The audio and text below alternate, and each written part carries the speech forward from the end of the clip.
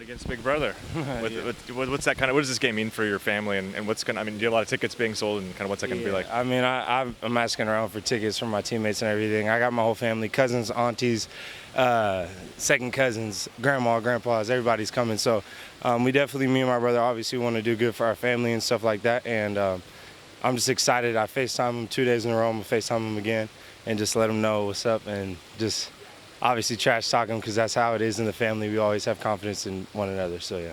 You share any of that trash talk? Any of that appropriate for camera? No, not appropriate for the media. Yeah.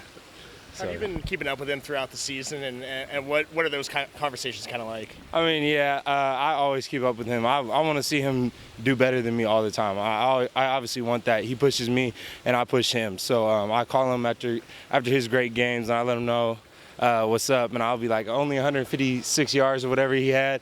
So like I always try to push him and keep him motivated and keep him level-headed because obviously that's my family, and I love my brother to death. So yeah. You have this one signed on or I should say circled in the calendar when you signed. This was one to keep an eye on. Yeah, it was definitely a one to keep my eye on because it's Big Brother. I'll give you guys one little snippet. I FaceTimed him and I was like, if we beat you, I'm Big Brother now. So yeah, so stuff like that.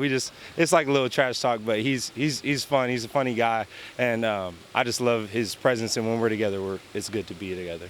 How have you seen yourself kind of fitting into this offense? Obviously, you missed the first four, and you've had about a month now to kind of get reacclimated. How's that process been? It's good. It's been good. A process. Still just finding my way in college football, honestly. Coming off of a game where I felt like I could have made the catches and stuff like that, it's time to redeem myself and bounce back this week and keep my head level and making sure the coaches can always rely on me when my number is called. Yeah. You do rely. You try to become a reliable receiver. I think you had a couple that you dropped. What happened on those? And I know that's something you pride yourself on, right? Yeah. I mean, I knew they were difficult catches, but at the end of the day, I make those in practice like all the time.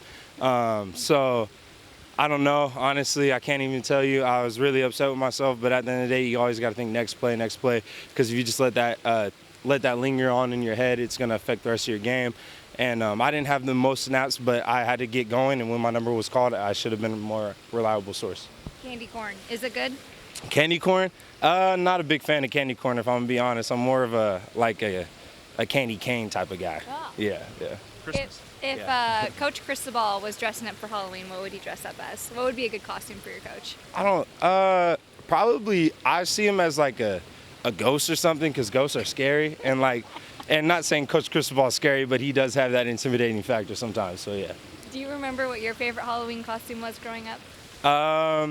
I want to say I dressed up in like a full skeleton costume, but that was my mom's doing, so like she thought I looked cute in it. But other than that, like I don't really know. I don't really dress up for Halloween, so yeah. If you and your brother were trick-or-treating and you were running from house to house, who would get to the houses faster? Me, easy.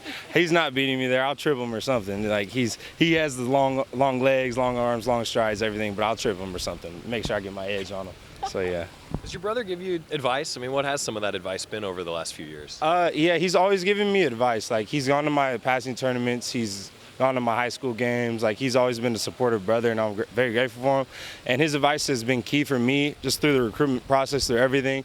And so I'm just grateful for him, and just him passing down his knowledge and seeing his success now is just amazing and hard worked and earned. So I'm just very grateful for him. What's the scouting report on this USC defense? What do you see out of these guys? They're definitely a physical group. They're pretty talented. I know their safety's out for the season. He was having a great season actually, but other than that, his backup's actually very physical. And so I just have a game plan for myself. I can't obviously give it all out. So I'm excited for this matchup, and I can't wait for my family to see what's going to go down in the Collie. You said you have a ton of family coming, and then of course there's a ton of your teammates are from LA. Yeah. How do you guys allow that to not be a distraction for you coming home? Coach Cristobal really emphasizes that, like how don't let things get in your head, like when all the stadium and everything like that. Sorry, Coach Royal knocked me off. So when the stadium and the crowd comes, like at the end of the day, it's just like practice. You got to remember that and stuff like that. So just kind of like knocking that out, we really emphasize that, and just cutting out the crowd noise and just being focused on our assignments and what we came to do and how we came to play.